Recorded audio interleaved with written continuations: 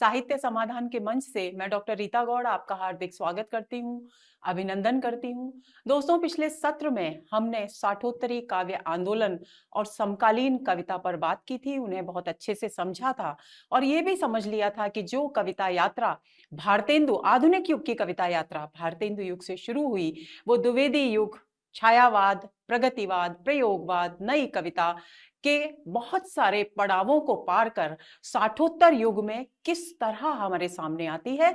यानी अगर छायावादी कवि कल्पना और सौंदर्य के लोक में विचरण करता है, दर्शन की बात करता है, थोड़ा जीवन के बारे में बात करता है, तो प्रगतिवादी कवि पूरी तरह से वर्ग संघर्ष की बात करता है, वर्ग चेतना की बात करता है और मार्क्सवादी दृष्टिकोण के दायरे में बंद करके बात करता है। उसके बाद एक और बदलाव आता है शिल्प में और भाव में नए प्रयोग का, ताकि प्रयोगों के जरिए जीवन को एक नई दृष्टि से देखा जा सके, कविता को एक नई दिशा दी जा सके। प्रयोगवाद जब धीरे धीरे बौद्धिकता और वैयक्तिकता के दायरे में कैद हो जाता है, तो फिर से एक विस्तृत फलक पर नई कविता के रूप में हमारे सामने आती है हिंदी कविता। और नई कविता के बाद 1960 के वर्षों का 1960 के बाद के जो वर्ष हैं दोस्तों, वो बहुत सारे परिवेश जनित विसंगतियों के, असंतोष के, विद्रोह के, आक्रोश के वर्ष हैं। क्योंकि जो कुछ हमने 1947 की आजादी के साथ अपने मन में संजोया, वो कुछ जब पूरा नहीं हुआ और बहुत सारी विषम परिस्थितियां परिवेश में उत्पन्न होने लगी, राष्ट्रीय स्तर पर भी और अंतर्राष्ट्रीय स्तर पर भी, तब एक आक्रोश व्यक्ति के मन में पनपने लगा और ये आक्रोश प्रमुखतः कविता के जरिए यानी साहित्य के जरिए हमारे सामने आया।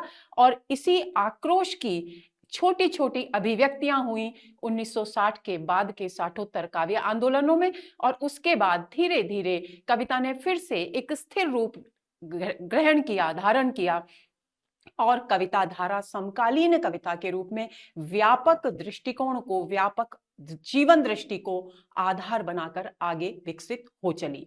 यहीं तक की बात हम कर चुके हैं और आधुनिक कविता का इतिहास समकालीन दौर पर ही चल रहा है, तो हम आधुनिक कविता के इतिहास को पूरा पढ़ चुके हैं। उम्मीद करती हूं कि आज के सत्र में जो प्रश्न हैं उनके आप बिना पढ़े ही, बिना जोर लगाए ही अपने दिमाग में जवाब आसानी से दे पाएंगे। तो चलिए शुरू करते हैं आज का सत्र। आज के सत्र का सबसे पहला प्रश्न है दोस्तों, कविता आंदोलन में निम्नांकित में से जो शामिल नहीं था वह है, यानी यहाँ ऑप्शंस में 4 नाम दिए गए हैं कवियों के और हमें बताना है कि इनमें से कौन कवि कविता आंदोलन से जुड़े नहीं थे। 1960 के बाद के जो कविता आंदोलन हैं उन पर बात की जा रही है इस प्रश्न में। तो देखिए ऑप्शंस हैं धर्मवीर भारती, श्याम परमार, सौमित्र मोहन और जगदीश चतुर्वेदी। तो दोस्तों आपको याद होगा जब हमने अकविता आंदोलन पर बात की थी, तो श्याम परमार, सौमित्र मोहन और जगदीश चतुर्वेदी ये सब अकविता आंदोलन से जुड़े हुए थे, लेकिन डॉक्टर धर्मवीर भारती का अकविता आंदोलन से कोई संबंध नहीं था। तो इस प्रश्न का सही उत्तर होगा ए। आंसर हुआ हमारा ए। अगले प्रश्न पर आते हैं। निर्देशायामी कविता की शुरुआत जिस पत्रिका के माध्यम से हुई है वह है समीक्षा, लय और पहल। तो दोस्तों सी विकल्प इस प्रश्न का सही उत्तर है, क्योंकि लय पत्रिका के माध्यम से ही निर्देशायामी कविता हमारे सामने, कविता आंदोलन हमारे सामने आया। तो आंसर होगा सी। अगला प्रश्न, ताजी कविता शुरू करने और आवाज उठाने वाले थे जगदीश गुप्त, लक्ष्मीकांत वर्मा, गंगा प्रसाद विमल या फिर राजीव सक्सेना। दोस्तों बी विकल्प सही उत्तर है। हम पढ़ चुके हैं कविता आंदोलनों के दौरान कि लक्ष्मीकांत वर्मा ने ताजी कविता आंदोलन के लिए आवाज उठाई थी, लेकिन इन्हें समर्थन नहीं मिला। तो इस प्रश्न का सही उत्तर होगा बी। अगला प्रश्न, अकविता आंदोलन के प्रमुख कवियों को जिन अन्य कवियों ने समर्थन और सहयोग दिया वे थे कुंवर नारायण, श्याम विमल और बजरंग बिश्नोई। बी सर्वेश्वर, गिरजा कुमार माथुर, प्रयाग नारायण त्रिपाठी। सी धूमिल, लीलाधर जगूड़ी और मोना गुलाटी। और डी जोशी, ऋतुराज और मणि मधुकर। तो दोस्तों सी विकल्प इस प्रश्न का सही उत्तर है, क्योंकि अकविता आंदोलन को जिन कवियों ने समर्थन दिया उनमें धूमिल, लीलाधर जगूड़ी और मोना गुलाटी का नाम विशेष रूप से उल्लेखनीय है। तो आंसर होगा इस प्रश्न का सी। अगला प्रश्न, सनातन सूर्योदयी कविता का सूत्रपात कब और किस पत्रिका के माध्यम से हुआ? ए ऑप्शन है 1962 में भारती के होली रंगोत्सव विशेषांक के माध्यम से, बी 1955 में कृति पत्रिका के माध्यम से, सी 1963 में दिनमान पत्र के माध्यम से, या फिर डी 1965 में रूपांबरा के माध्यम से। तो दोस्तों हमने इसका जिक्र किया था, ए विकल्प इस प्रश्न का उत्तर है, क्योंकि सनातन सूर्योदयी कविता का सूत्रपात 1962 में भारतीय पत्रिका के होली रंगोत्सव विशेषांक से हुआ था। और हमने ये भी पढ़ा था कि 3 वर्ष बाद यानी 1965 में यही भारतीय पत्रिका नूतन कविता की बात करने लगी सनातन सूर्योदयी कविता की जगह। इसीलिए दोस्तों कविता आंदोलनों की इसी प्रवृत्ति को ध्यान में रखकर डॉक्टर बच्चन सिंह ने इन्हें कुकुरमुत्ताई आंदोलन कहकर के पुकारा है, जो एक क्षण में जन्म लेते हैं और दूसरे ही क्षण मृत्यु को प्राप्त हो जाते हैं यानी समाप्त हो जाते हैं। तो इस प्रश्न का सही उत्तर होगा ए। अगला प्रश्न, युयुत्सावादी कविता के साथ जुड़ा विशिष्ट नाम है चंद्रकांत देवताले, शलभ श्रीराम सिंह, राजीव सक्सेना या कुमार विकल। तो आपको ध्यान होगा युयुत्सावादी कविता कौन सी है जो कविता की मूल प्रेरणा युयुत्सा को मानती है। युयुत्सा का अर्थ है दोस्तों युद्ध करने की प्रबल इच्छा या अभिलाषा। तो इसमें सबसे महत्वपूर्ण जो नाम है वो शलभ श्रीराम सिंह का है, क्योंकि युयुत्सावादी कविता आंदोलन के जो प्रवर्तक हैं वो शलभ श्रीराम सिंह ही हैं। इस प्रश्न का सही उत्तर होगा बी। अगला प्रश्न, हिंदी कविता में नवगीत आंदोलन कब चला? 1969, 1963, 1966 या 1958? दोस्तों सबसे पहले तो मैं आपको ये बताना चाहूंगी कि ये जो नवगीत आंदोलन की शुरुआत का क्या समय की बात है, ये विद्वानों के बीच विवाद का विषय है। लेकिन फिर भी यदि ये प्रश्न मैंने यहां इसलिए तैयार किया कि यदि फिर भी प्रश्न पूछ लिया जाए तो आपके पास क्या उत्तर होना चाहिए। तो क्योंकि नवगीत आंदोलन की विधिवत शुरुआत 1958 की गीतांगिनी पत्रिका के माध्यम से मानी जाती है, इसलिए इसको हम अगर प्रश्न पूछा जाए तो 1958 को ही हम नवगीत आंदोलन के सूत्रपात का वर्ष मानेंगे। तो आंसर होगा हमारा डी। अगला प्रश्न, नवगीत आंदोलन के सूत्रधार थे ए बाल स्वरूप राही, बी राजेंद्र प्रसाद सिंह, सी रामदरश मिश्र या डी ओंकार ठाकुर? तो बी विकल्प इस प्रश्न का सही उत्तर है। राजेंद्र प्रसाद सिंह ने गीतांगिनी पत्रिका के माध्यम से ही 1958 में नवगीत आंदोलन की शुरुआत की थी। तो आंसर होगा हमारा बी। अगला प्रश्न, दिनारंभ, माया दर्पण, जलसाघर तथा मगध काव्य संग्रहों के रचयिता हैं। इन सभी को कंठस्थ कर लेंगे दोस्तों, काफी प्रश्न पूछे जाते हैं इन कविता संग्रहों पर। इनके रचयिता कौन है ये हमें बताना है। ऑप्शंस है श्रीकांत वर्मा, चंद्रकांत देवताले, सुरेंद्र मोहन या फिर धूमिल। तो ए विकल्प इस प्रश्न का सही उत्तर है। श्रीकांत वर्मा के द्वारा रचित कविता संग्रह है ये सब, दिनारंभ, माया दर्पण, जलसाघर और मगध। मगध पर बहुत प्रश्न परीक्षाओं में पूछे जाते हैं, तो आप इन सभी को कंठस्थ कर लेंगे। तो आंसर हुआ हमारा ए। अगला प्रश्न, धूमिल की वह सर्वोत्तम कविता जिसमें एक पेशे विशेष से जुड़े हुए आदमी का एकालाप है जो जीने का सही तर्क प्रस्तुत करता है उस कविता का नाम बताना है धूमिल की, जिसमें एक किसी पेशे से संबंधित व्यक्ति का अपने आप से वार्तालाप, एकालाप यानी अकेले अकेले ही बात करना है और उसके माध्यम से जो जीवन जीने का सही रास्ता बताता है। तो इसके ऑप्शंस है पटकथा, नक्सलबाड़ी, मोचीराम या प्रजातंत्र के विरुद्ध। तो दोस्तों सी विकल्प इस प्रश्न का सही उत्तर है। मोचीराम दोस्तों एक ऐसी कविता है धूमिल की जिसमें एक मोची के माध्यम से जो हमारे समाज की स्थितियां हैं, जो मानसिकता है, उस पर कवि ने व्यंग्य किया है कि हम किसी भी पेशे को निम्न कोटि का मानते हैं, किसी को बहुत उच्च स्तर का मानते हैं, जबकि वास्तव में न कोई जाति महत्वपूर्ण होती है, न कोई पेशा महत्वपूर्ण होता है। महत्वपूर्ण होता है कि हम काम चाहे कोई भी कर रहे हो, चाहे जूते चप्पल बनाने का काम जो मोची करते हैं, चाहे काम वही क्यों ना हो, काम निकृष्ट नहीं है, काम के प्रति हमारा दृष्टिकोण महत्वपूर्ण है। यदि हम उस कार्य को भी पूरे उल्लास के साथ, पूरी निष्ठा के साथ, पूरी बेहतरी के साथ करते हैं तो उस काम से श्रेष्ठ कोई काम है ही नहीं। इसी सामाजिक मानसिकता पर व्यंग्य किया है धूमिल ने इस कविता के माध्यम से। तो सी विकल्प इस प्रश्न का सही उत्तर है। अगला प्रश्न, वह आदमी चला गया नया गरम कोट पहनकर विचार की तरह, तथा सब कुछ होना बचा रहेगा, किसके काव्य संग्रह हैं? राजकमल चौधरी, मंगलेश डबराल, विनोद कुमार शुक्ल या कुमार विकल? तो दोस्तों, वह आदमी चला गया नया गरम कोट पहनकर विचार की तरह काफी लंबा शीर्षक है कविता संग्रह का, और सब कुछ होना बचा रहेगा, ये दोनों कविता संग्रह लिखे गए हैं विनोद कुमार शुक्ल के द्वारा। तो आंसर होगा हमारा सी। अगला प्रश्न, बिपाशा कविता के रचनाकार हैं कुमार विकल, धूमिल, राजेश जोशी या राजकमल चौधरी? तो ए विकल्प इस प्रश्न का सही उत्तर है। कुमार विकल की बहुत ही प्रसिद्ध कविता है बिपाशा। आंसर होगा हमारा ए। अगला प्रश्न, पहाड़ पर लालटेन काव्य संग्रह के रचयिता हैं अरुण कमल, नागार्जुन, मंगलेश डबराल या भारत भूषण अग्रवाल? तो सी विकल्प इस प्रश्न का सही उत्तर है। पहाड़ पर लालटेन प्रश्न बहुत में, क्योंकि नाम बहुत आकर्षक है काव्य संग्रह का, तो प्रश्न भी बहुत पूछे जाते हैं परीक्षाओं में। तो मंगलेश डबराल ने इस काव्य संग्रह की रचना की जिसका शीर्षक है पहाड़ पर लालटेन। आंसर हुआ हमारा सी। अगला प्रश्न, सुरंग से लौटते हुए काव्यकृति के सर्जक हैं दूधनाथ सिंह, शलभ श्रीराम सिंह, नीलकंठ या राजेश जोशी? तो दोस्तों, ए विकल्प इस प्रश्न का सही उत्तर है। दूधनाथ सिंह की कृति है सुरंग से लौटते हुए और इसमें उनकी कविताएं संकलित हैं। आंसर होगा हमारा ए।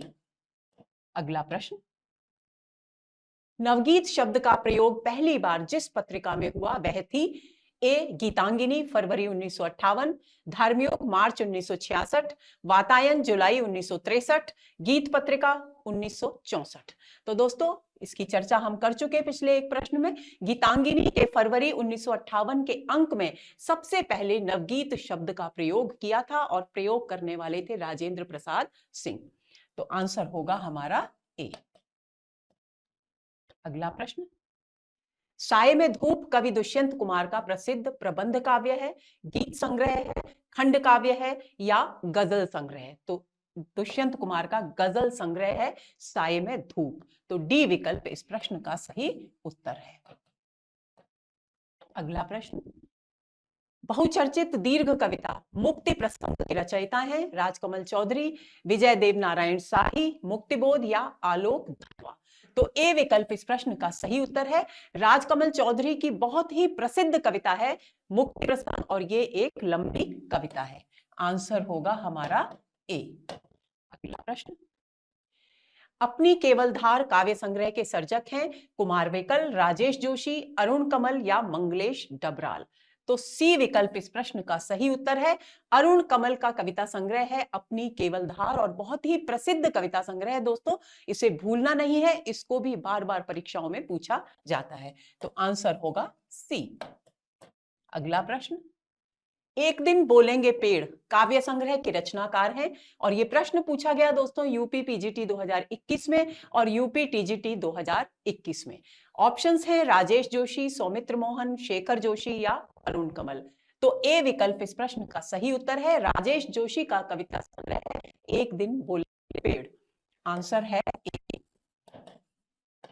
अगला प्रश्न, नवगीत विधा से संबंधित काव्य कृति दर्द जहां नीला है के रचनाकार हैं और यह प्रश्न पूछा गया यूपी पीएससी जीआईसी 2021 में। ऑप्शंस है वीरेंद्र मिश्र, कुंवर बेचैन, रविंद्र भ्रमर या शंभुनाथ सिंह? तो दर्द जहां नीला है ये जो नवगीत संग्रह है ये दोस्तों शंभुनाथ सिंह के द्वारा रचित है। तो डी विकल्प इस प्रश्न का सही उत्तर है। आंसर होगा हमारा डी। अगला प्रश्न, सहमत नहीं यह समकालीन शब्द नहीं, इसे बालिगों के बीच चालू हुआ करो। ये पंक्तियां किस कविता से हैं?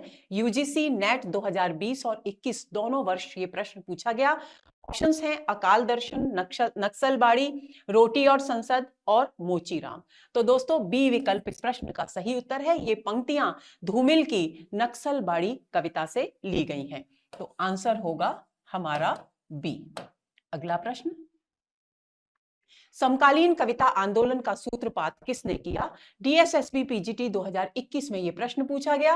विकल्प है वीरेंद्र कुमार जैन, जगदीश चतुर्वेदी, शलभ श्रीराम सिंह या फिर विश्वंभर नाथ उपाध्याय। हम पढ़ चुके हैं दोस्तों, डी विकल्प इस प्रश्न का सही उत्तर है। विश्वंभर नाथ उपाध्याय के द्वारा समकालीन कविता आंदोलन का सूत्रपात माना गया है। तो आंसर होगा हमारा डी। अगला प्रश्न, लीलाधर जगूड़ी को उनके किस कविता संग्रह के लिए वर्ष 2018 का व्यास सम्मान दिया गया? यूके। ऑप्शंस हैं घबराए हुए शब्द, ईश्वर की अध्यक्षता में, अनुभव के आकाश में चांद और जितने लोग उतने प्रेम। तो दोस्तों डी विकल्प इस प्रश्न का सही उत्तर है। ये व्यास सम्मान के बिरला फाउंडेशन ट्रस्ट की ओर से दिया जाता है और 2018 में यही व्यास सम्मान जितने लोग उतने प्रेम कविता संग्रह के लिए लीला जगूड़ी को दिया गया। तो आंसर है हमारा डी। अगला प्रश्न, खबर का मुंह विज्ञापन से ढका है के रचनाकार हैं? यूकेएसएससी एलटी 2020 में प्रश्न पूछा गया। विकल्प है वीरेन डंगवाल, मंगलेश डबराल, लीलाधर जगूड़ी या गंगा प्रसाद विमल। तो दोस्तों खबर का मुंह विज्ञापन से ढका है, इसके रचनाकार है लीलाधर जगूड़ी और इस ऑप्शन का, इस प्रश्न का सही उत्तर है सी। निम्नलिखित में से कौन सी रचना मंगलेश डबराल की है? UP PGT 2021, UKPSC lecturer 2020, UP PGT 2010 में यह प्रश्न पूछा गया। प्रश्न कितनी बार पूछा जा रहा है दोस्तों, आप इस बात का ध्यान रखेंगे कि ये प्रश्न कितना महत्वपूर्ण, यानी मंगलेश डबराल की कृतियों को आप कंठस्थ कर लेंगे। तो ऑप्शंस है समर्पण, इस यात्रा में, पहाड़ पर लालटेन और पल्लव।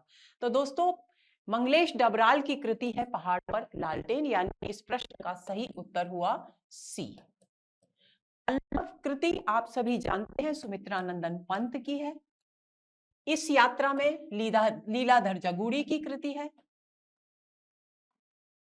और समर्पण माखन की कृति है।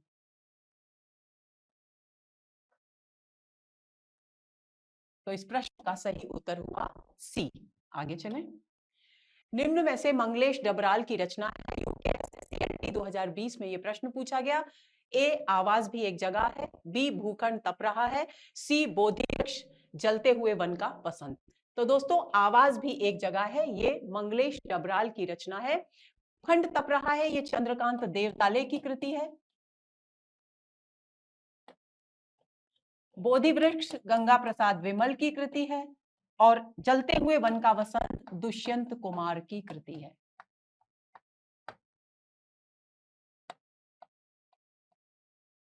तो इस प्रश्न का सही उत्तर होगा ए। आंसर हुआ हमारा ए।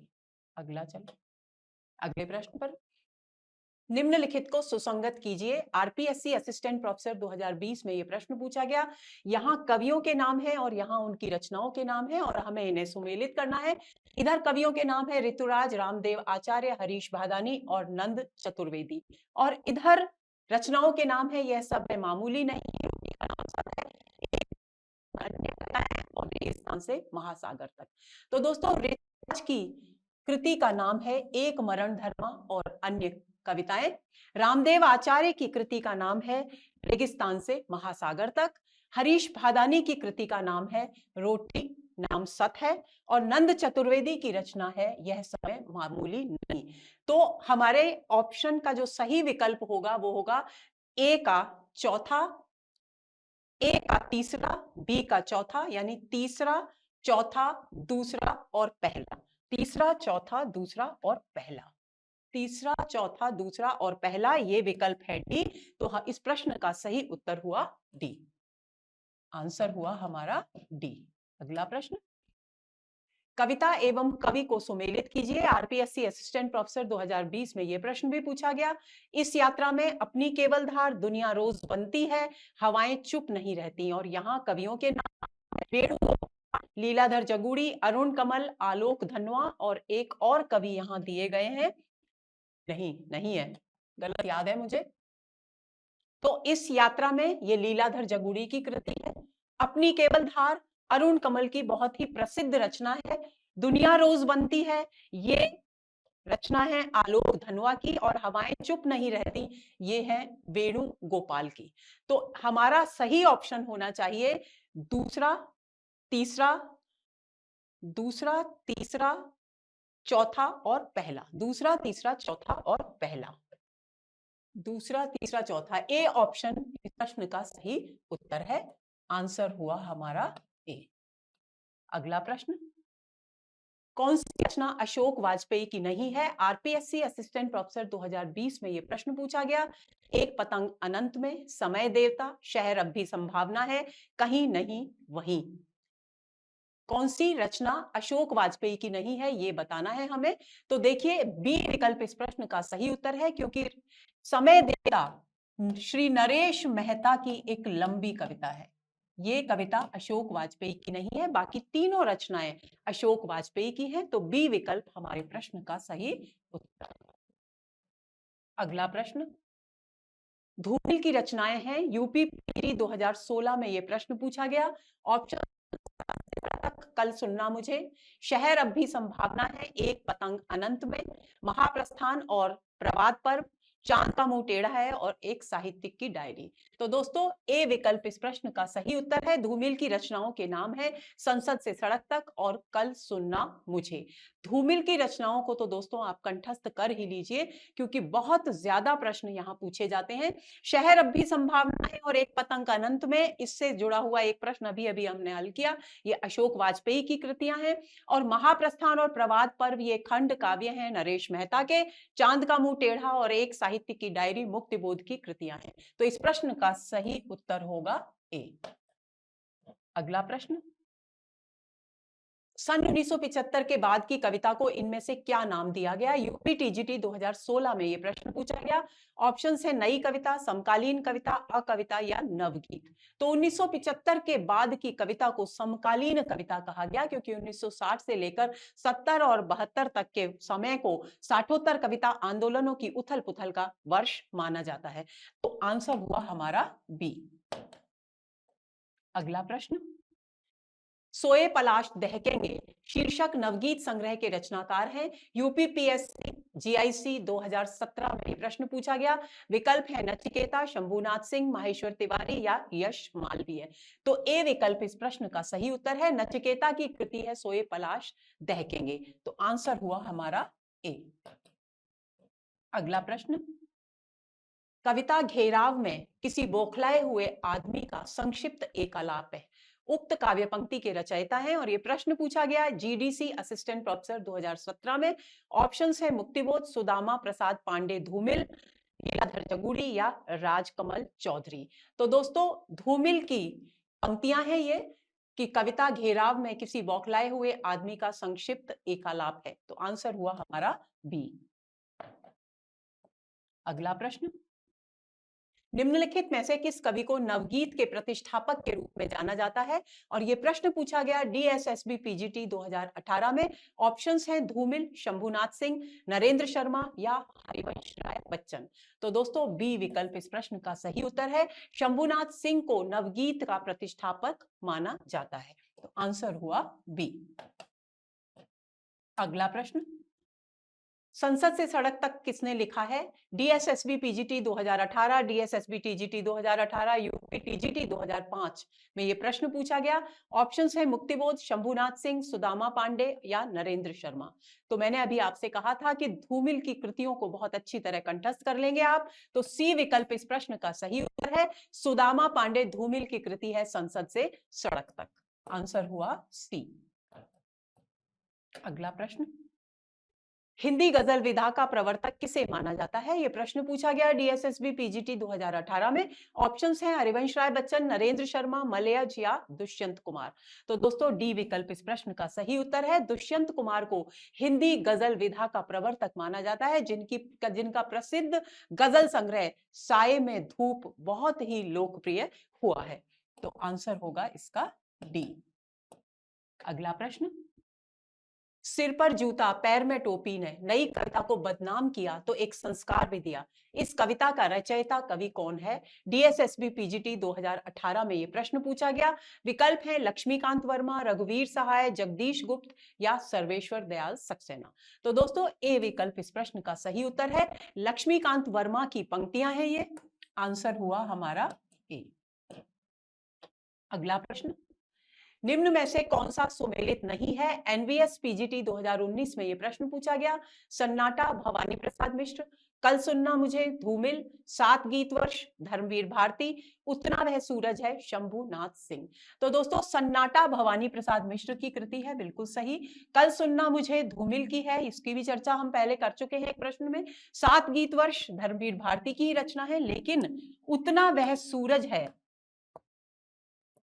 ये कृति शंभुनाथ सिंह की नहीं है। शंभुनाथ सिंह मूलतः नवगीतकार के रूप में जाने जाते हैं और ये कृति उतना वह सूरज है, ये भारत भूषण अग्रवाल की कृति है, जो तार सप्तक के कवि हैं।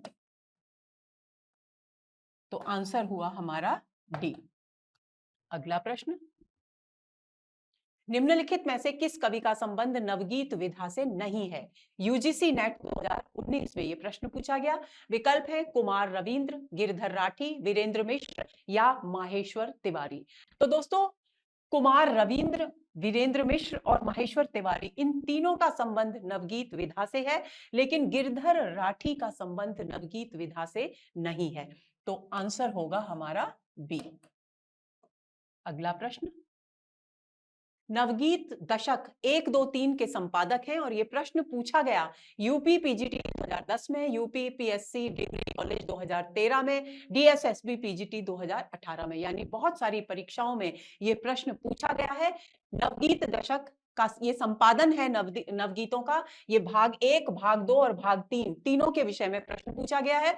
और ऑप्शन दिए गए हैं रामदरस मिश्र सिंह, उमाकांत मालवीय या सोम ठाकुर। तो बी विकल्प इस प्रश्न का सही उत्तर है। नवगीत दशक 1, नवगीत दशक 2 और नवगीत दशक 3 तीनों नवगीत संग्रहों का संपादन शंभुनाथ सिंह ने किया था। तो इस प्रश्न का सही उत्तर हुआ बी। अगला प्रश्न, लुकमान अली किसकी काव्य कृति है? पीजीटी 2015 में यह प्रश्न पूछा गया। ऑप्शंस है मणिमधुकर, लीलाधर जगुड़ी, सौमित्र मोहन और मंगलेश डबराल। तो दोस्तों सी विकल्प इस प्रश्न का सही उत्तर है। सौमित्र मोहन की बहुत ही प्रसिद्ध कविता है लुकमान अली, जिसमें लुकमान अली के नामक एक पात्र के माध्यम से आम आदमी की पीड़ा को अभिव्यक्त किया गया है। तो आंसर होगा हमारा सी। अगला प्रश्न, प्रतिबद्ध कविता के जनक हैं केवीएस पीजीटी 2015 में यह प्रश्न पूछा गया। विकल्प है श्याम परमार, अरुण कमल, प्रभाकर माचवे या परमानंद श्रीवास्तव। तो प्रतिबद्ध कविता आंदोलन का नारा परमानंद श्रीवास्तव ने दिया था। तो इस प्रश्न का सही उत्तर होगा डी। और आपको याद होगा कविता आंदोलन श्याम परमार के द्वारा प्रवर्तित की गई थी। शेष सभी का, प्रभाकर माचवे का संबंध तो था आंदोलन से, लेकिन अरुण कमल का किसी आंदोलन से कोई विशेष संबंध नहीं रहा। तो आंसर इस प्रश्न का होगा डी। निम्नलिखित काव्य पंक्तियों को उनके रचनाकारों से सुमेलित कीजिए। यूजीसी नेट 2019 में यह प्रश्न पूछा गया। ये बिल्कुल अनोखा प्रश्न है, इस तरह का प्रश्न पहले कभी पूछा नहीं गया था, यानी अब इस तरह के प्रश्न भी पूछे जा रहे हैं। तो आपको प्रसिद्ध कविताओं की पंक्तियों पर भी अपना ध्यान लगाना होगा। तो यहाँ काव्य पंक्तियां दी गई हैं और यहाँ रचनाकारों के नाम है। तो पहली काव्य पंक्ति है, मैं बकता नहीं हूं कविताएं, ईजाद करता हूं गाली। दूसरी काव्य पंक्ति है, इस वक्त जबकि कान नहीं सुनते हैं कविताएं, कविता पेट से सुनी जाती है। और तीसरी पंक्ति है, आज फिर शुरू हुआ जीवन, आज मैंने एक छोटी सी सरल सी कविता पढ़ी। और ये प्रश्न इतना बड़ा था दोस्तों कि हो सकता है आपको फॉन्ट छोटा लग रहा हो, लेकिन मजबूरी थी, क्योंकि 2 स्लाइड्स में भी ये प्रश्न पूरा मुश्किल से आया। अगली पंक्ति है, मैं नया कवि हूं, इसी से जानता हूं सत्य की चोट बहुत गहरी होती है। और ऑप्शंस दिए गए हैं रघुवीर सहाय, शमशेर बहादुर सिंह और धूमिल श्रीकांत वर्मा और सर्वेश्वर दयाल सक्सेना। यानी ये भी चतुराई होती है आज की 4 ऑप्शन सुमेलित करने होते हैं, लेकिन यहां दूसरे विकल्प में 5 ऑप्शंस दिए जाते हैं। तो बात करते हैं पहली पंक्ति की, मैं बकता नहीं हूं कविताएं, ईजाद करता हूं गाली। ये पंक्ति है दोस्तों श्रीकांत वर्मा की, यानी ए काव्य पंक्ति का सही उत्तर है 2, यानी ए का दूसरा। इस वक्त जबकि कान नहीं सुनते हैं कविताएं पेट से सुनी जाती हैं। इन पंक्तियों के रचयिता है धूमिल, यानी दूसरा और पहला। अब आज फिर शुरू हुआ जीवन, आज मैंने एक छोटी सी सरल सी कविता पढ़ी। इस पंक्ति के लेखक हैं रघुवीर सहाय, और यानी कौन कौन सी हुई, दूसरा, पहला और चौथा। अब आगे आती है, मैं नया कवि हूं, इसी से जानता हूं कि सत्य की चोट बहुत गहरी होती है। ये पंक्तियां हैं सर्वेश्वर दयाल सक्सेना की, यानी सर्वेश्वर दयाल सक्सेना तीसरे नंबर पर आएंगे। दूसरा, पहला, चौथा और तीसरा हमारे आंसर है। दूसरा, पहला, चौथा और तीसरा, यानी सी विकल्प इस प्रश्न का सही उत्तर है। आंसर होगा सी। अगला प्रश्न, और अब तो हवा भी बुझ चुकी है और सारे इश्तिहार उतार लिए गए हैं जिनमें कल आदमी अकाल था। उपर्युक्त पंक्तियां किस कवि की हैं? यूजीसी नेट 2019 में ये प्रश्न पूछा गया। विकल्प है नागार्जुन, मुक्तिबोध, धूमिल या लीलाधर जगूड़ी।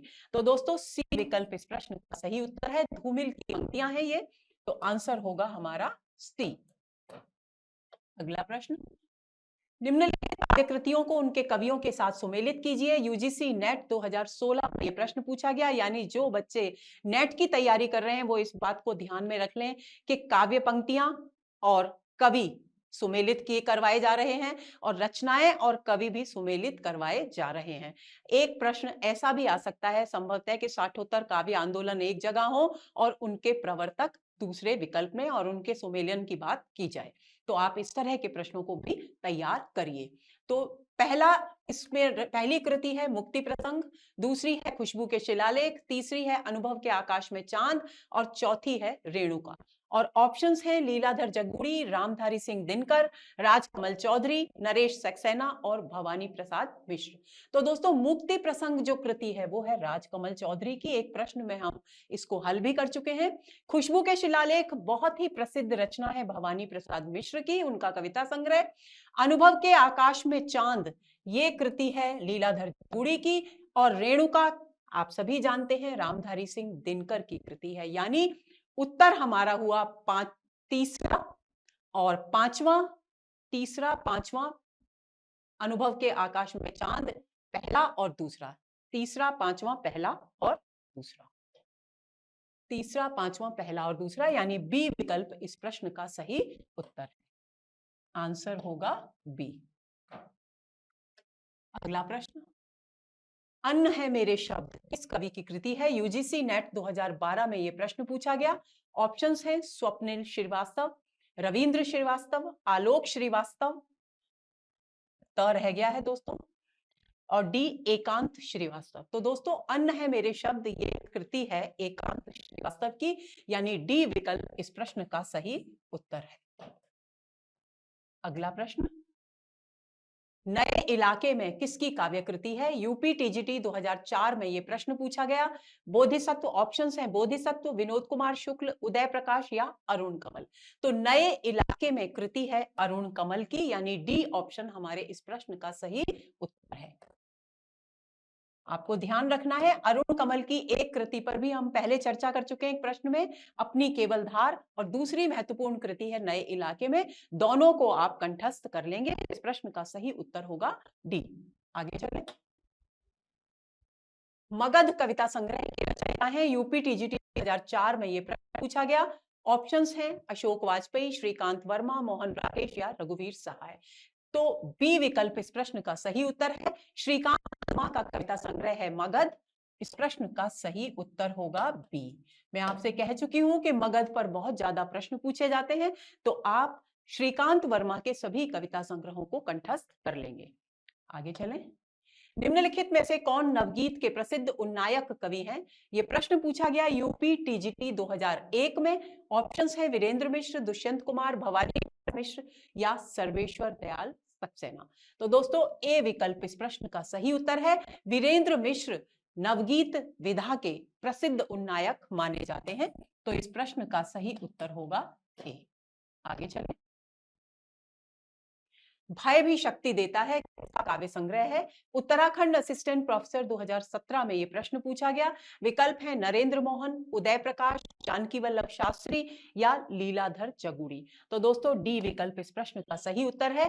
लीलाधर जगूड़ी का काव्य संग्रह है भय भी देता है, जिनका नाटक भी जारी है। आंसर होगा डी।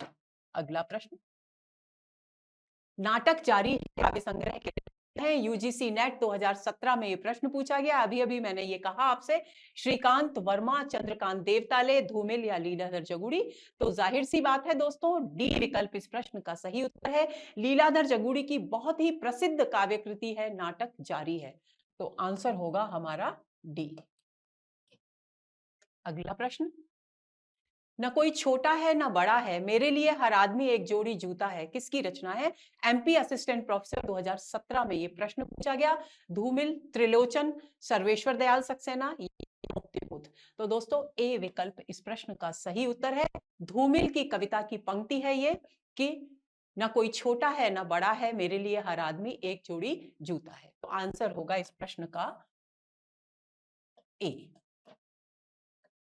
दोस्तों ये हुआ हमारा आज का सत्र, और इस सत्र के साथ ही आधुनिक कविता के इतिहास पर हम बहुत गहराई से बात कर चुके हैं। आधुनिक कविता के इतिहास के सारे सत्र आज यहीं पर संपन्न होते हैं, पूर्ण होते हैं। अगले सत्र से देखते हैं कि क्या कुछ नया लेकर आता है साहित्य समाधान। तो अपनी उत्सुकता, अपनी जिज्ञासा बनाए रखिए और बेसब्री से इंतजार कीजिए। नमस्कार।